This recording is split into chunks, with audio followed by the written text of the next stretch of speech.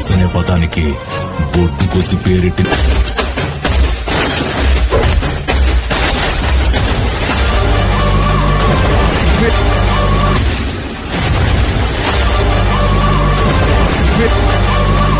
Review.